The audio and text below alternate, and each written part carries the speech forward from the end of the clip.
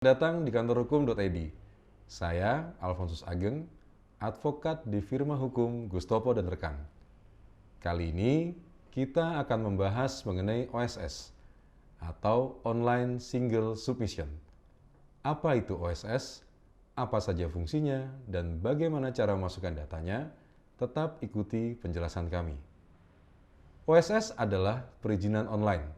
Dengan kata lain, sistem pelayanan perizinan berusaha yang terintegrasi secara elektronik. Sistem OSS akan mengeluarkan izin usaha sesuai kewenangannya, baik dari kementerian, pimpinan lembaga, gubernur ataupun bupati, maupun instansi pemerintah lainnya untuk pelaku usaha. Dengan berlakunya sistem OSS, pemerintah tidak memberlakukan lagi HO, SIUP dan TDP melalui Dinas Perizinan atau di Dinas Satu Atap di wilayah Kabupaten dan Kota Madya. Semua proses perizinan melalui OSS. Dengan mengakses OSS, pertama kali yang didapat adalah NIB atau nomor induk berusaha. Fungsi dari NIB ini adalah sebagai pintu pertama bagi para pelaku usaha untuk mendapatkan izin usaha. NIB digunakan sebagai tanda daftar usaha. Selanjutnya, OSS digunakan untuk pengurusan beberapa hal, diantaranya pendaftaran BPJS Ketenagakerjaan, pengadaan tanah untuk kebutuhan perusahaan, perizinan penggunaan tenaga kerja asing, perizinan ekspor maupun impor, dan masih banyak lagi. Sistem OSS ini memang dipersiapkan pemerintah agar pelaku usaha dapat mengakses secara mandiri. Memang sejauh ini kantor kami menerima berbagai macam keluhan dari para pelaku usaha.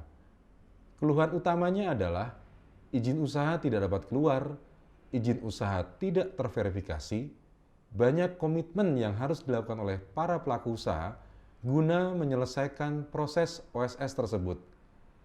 Sehingga otomatis usaha yang telah berjalan selama ini tidak memiliki izin usaha.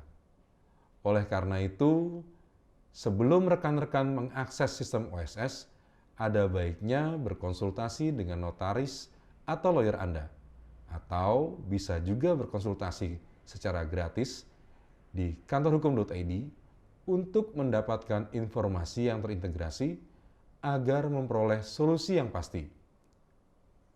3 hal penting yang perlu dipersiapkan sebelum mengakses sistem OSS. Tujuan utamanya adalah mendapatkan izin usaha yang telah terverifikasi.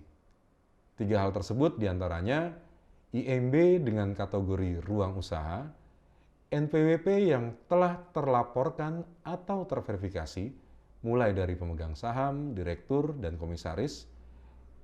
Dan yang ketiga adalah KBLI harus sesuai dengan ketentuan KBLI yang terakhir, yakni KBLI 2017. Dokumen IMB ini sangat penting untuk input data di sistem OSS, karena izin usaha sudah pasti harus melekat pada alamat kantor atau alamat usaha Anda. Dokumen IMB yang dimaksud harus berkategori ruang usaha. Mengapa?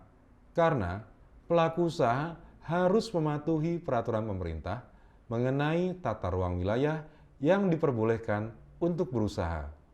Oleh karena itu, IMB yang berkategori rumah tinggal tidak akan mendapatkan izin usaha dari pemerintah. Pengurusan IMB memang membutuhkan waktu dan proses yang cukup detail. Ada kemungkinan di setiap wilayah kabupaten atau kota madya memiliki tingkat administratif yang berbeda. IMB ini melekat pada tanah dan bangunan di atasnya, yang pembangunan dan penggunaannya harus sesuai dengan peruntukan di wilayah tersebut. Kemudian muncul pertanyaan, bagaimana jika usaha sudah berjalan selama ini di tempat tersebut, namun belum memiliki IMB? Jawaban secara pastinya adalah mengurus IMB sesuai dengan prosedur dari pemerintah setempat, atau mulai merencanakan untuk memindah tempat usaha di lokasi bangunan yang telah memiliki IMB, sebagai misal ruko. Dengan penjelasan ini, maka sudah menjadi kewaspadaan pertama bagi para pelaku usaha sebelum menyewa tempat atau menyewa kantor maupun ruko, sudah wajib untuk menanyakan IMB kepada pemilik bangunan tersebut. Jangan sampai lupa. Pertanyaan berikutnya, biasanya muncul dari rekan-rekan startup atau yang baru akan mulai usaha. Biasanya rekan-rekan startup ini mulai mendirikan usaha baik berbentuk CV ataupun PT untuk men-scale up usahanya daripada menjadi freelancer, atau memang secara kebutuhan sudah diperlukan badan usaha untuk bekerja sama lebih baik lagi terhadap mitra kerjanya. Terhadap pertanyaan dari rekan-rekan startup ini, biasanya kami menyarankan untuk menyewa virtual office atau coworking space yang memiliki paket perizinan, sehingga rekan-rekan startup tidak perlu memusingkan mengenai IMB. Tentang pembatasan perizinan usaha yang menyewa domisili kantor di virtual office ataupun coworking space, setiap daerah memiliki ketentuan yang berbeda. Kembali lagi, berkonsultasilah dengan notaris ataupun lawyer Anda. Baik, sekelumit tentang IMB sudah. Berikutnya adalah tentang NPWP.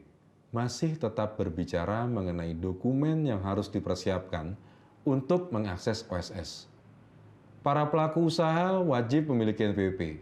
Sebenarnya, setiap warga negara wajib memiliki NPWP sesuai dengan ketentuan dari pemerintah. Pertanyaan yang sama akan muncul dari para pelaku usaha yang telah lama melakukan kegiatan usaha. Analisanya adalah, apakah pelaku usaha sudah melaporkan perpajakannya secara tertib? Yang kedua, apakah pelaku usaha telah meneliti kembali dokumen NPWP dengan dokumen-dokumen identitas lainnya, biasanya mengenai nama dan alamat, yang tentu saja tidak boleh ada perbedaan. Mengenai NPWP ini, ada baiknya rekan-rekan berkonsultasi dengan konsultan keuangan ataupun konsultan perpajakan, atau bisa mengakses kembali ke kantorhukum.id untuk mendapatkan informasi yang terintegrasi agar memperoleh solusi yang pasti. Hal terakhir yang harus dipersiapkan untuk mengakses OSS adalah penyesuaian KBLI. KBLI ini adalah kegiatan usaha, biasanya tercatat pada akta. KBLI ini yang harus berlaku pada saat ini adalah ketentuan KBLI 2017. Dalam kaitan kegiatan usaha yang harus sesuai dengan KBLI 2017, rekan-rekan harus bisa mendefinisikan kegiatan usaha rekan-rekan sekalian. Pentingnya penggunaan KBLI 2017 selain menjadi dasar acuan bidang usaha yang sah, penyesuaian KBLI 2017 ini juga berfungsi sebagai dan syarat untuk melakukan pengurusan izin operasional dan izin komersil, yang pastinya setiap kegiatan usaha mempunyai izin yang berbeda-beda dari instansi yang berwenang mengeluarkan izin usahanya. Untuk teman-teman yang usahanya menggunakan KBLI 2017, dapat langsung melakukan pengurusan izin operasional dan izin komersil, yang mana setiap instansi dan setiap bidang usaha memiliki persyaratan yang berbeda pula. Hemat kami, pendefinisian kegiatan usaha agar sesuai KBLI 2017 amat sangat teknis. Untuk itu, perlu dianalisa secara detail. Tujuan utamanya adalah agar izin usaha yang dikehendaki bisa sesuai dengan peraturan pemerintah, terverifikasi, dan tentu saja tidak lagi harus membuat komitmen-komitmen yang ditentukan oleh peraturan. Jangan ragu untuk berkonsultasi kepada kami untuk mendapatkan informasi yang terintegrasi agar memperoleh solusi yang pasti. Baik rekan-rekan, mungkin beberapa sudah paham ya mengenai OSS dan dokumen-dokumen yang harus dipersiapkan untuk mengakses OSS. Cukup sekian penjelasan kami, kita lanjutkan pada kesempatan yang lain. Terima kasih telah menonton video ini. Jangan lupa klik like, subscribe, dan bunyikan lonceng agar Anda tidak ketinggalan. Salam hangat dari kami.